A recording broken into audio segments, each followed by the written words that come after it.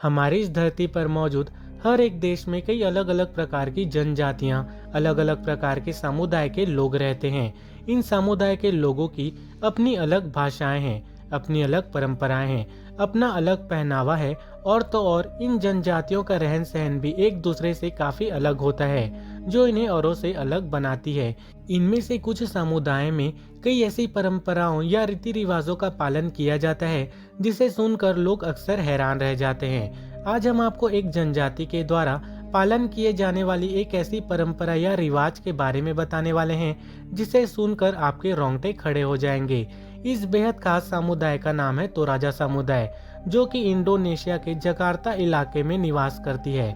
Toraja समुदाय के लोगों के लिए अगस्त का महीना बेहद खास होता है, क्योंकि अगस्त के महीने में इस समुदाय के लोगों द्वारा एक खास तरह के फेस्टिवल यानी कि त्योहार का आयोजन किया जाता है। लगभग एक हफ्ते तक चलने वाले इस त्योहार में तोराजा समुदाय के लोगों द्वारा अपने मरे हुए परिजनों की लाशों को उनके कब्रों या ताबूत से बाहर निकाला जाता है। इन लाशों की साफ सफाई कर उन्हें सजाया जाता है। इन लाशों को नए कपड़े पहनाए जाते हैं। उन्हें वो सारी चीजें पहनाई जाती है जिनका यूज वे अपने जीवन में किया करते थे।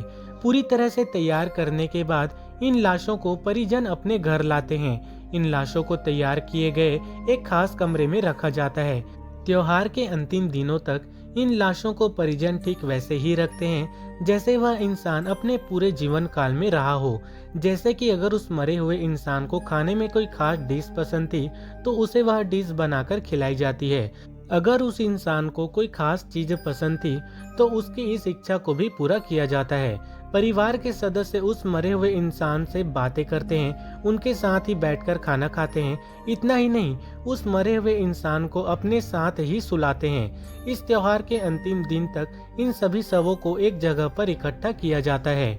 इन सभी लाशों पर एक खास तरह का लेप लगाया जाता है ताकि यह लाशें अगले कई सालों तक यूं ही सुरक्षित रह सके।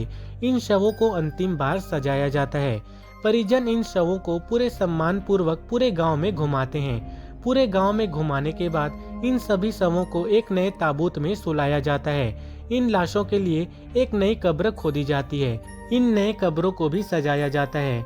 इन लाशों को कब्रों में दफनाने से पहले परिजन ताबूत में ही उन लाशों के साथ साथ खाने पीने का कुछ जरूरी सामान और ढेर सारे गिफ्ट्स उस ताबूत में ही रख देते हैं। इन शवों से परिजन आशीर्वाद लेते हैं। सारी प्रक्रिया पूरी हो जाने के बाद इन नए ताबूतों को उन नए कब्रों में दफना दिया जाता है। इस पूरे त्योहार के दौरान गांव में जश्न का माहौल होता है।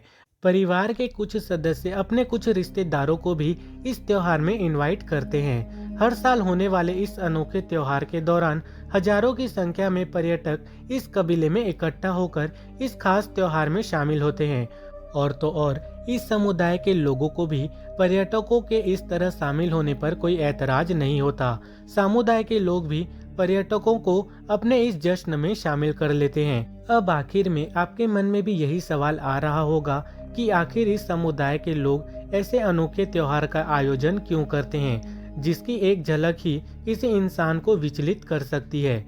जब इस समुदाय के कुछ लोगों से इस बारे में पूछा गया तब उनका कहना था कि किसी इंसान का जन्म उस इंसान की जिंदगी का पहला चरण होता है, जबकि मौत के बाद उस इंसान की जिंदगी के अगले चरण की शुरुआत होती है। इस दूसरे चरण के दौरान उस मरे हुए इंसान और परिवार के परिजनों को एक दूसरे के स्नेह और प्यार की जरूरत होती है। इस अजीबोगरीब त्योहार के जरिए एक परिवार अपने खोए हुए सदस्य को हमेशा अपने करीब महसूस करता है और उस खोए हुए इंसान का प्यार और आशीर्वाद उसके परिवार पर हमेशा बना रहता है।